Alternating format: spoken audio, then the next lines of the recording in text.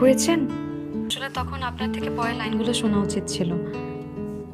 Phone রাখার পর এত মায়া হচ্ছিল। দেখুন, আমি আসলে মায়া পাওয়ার মতো কেউ নই। আমি বই পড়তে খুবই পছন্দ করি। আসলে টাকা পয়সা কম থাকায় সবসময় পুরনো বই কিনে পড়ি। তো একদিন এক পুরাতন বইয়ের শেষ পৃষ্ঠায় ফোন নম্বর সহ একটা লেখা দেখতে পাই। তুই কি আমার একার হবি, কালবেলাতে আলো ছাড়াও।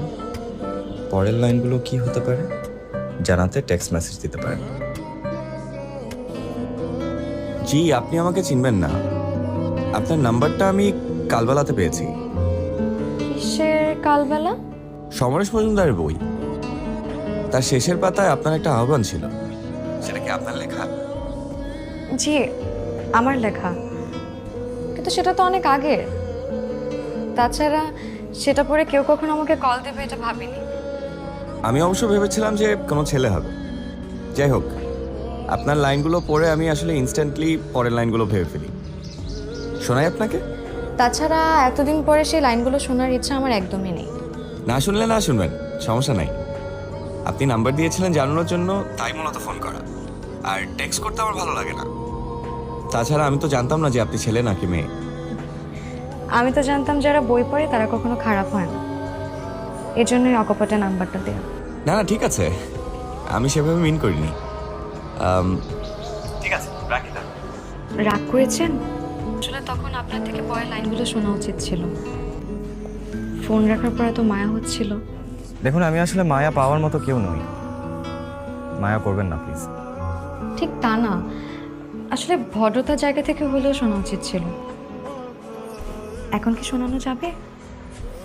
জি অবশ্যই।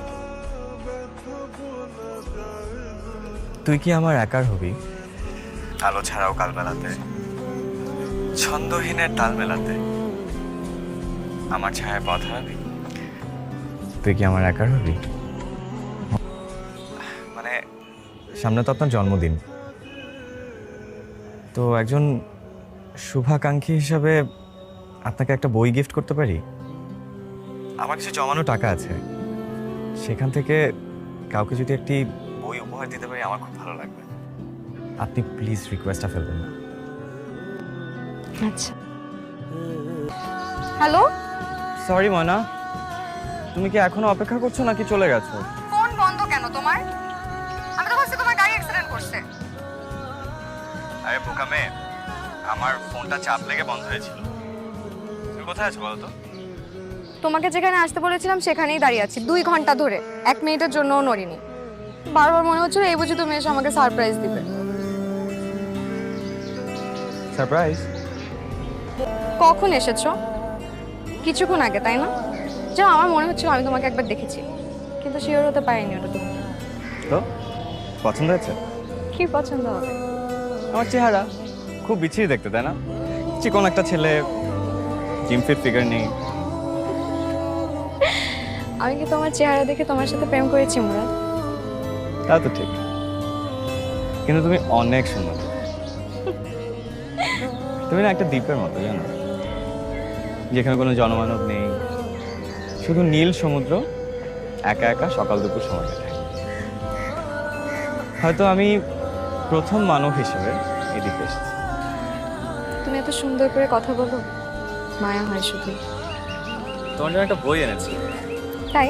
তোমার উপহার দিই।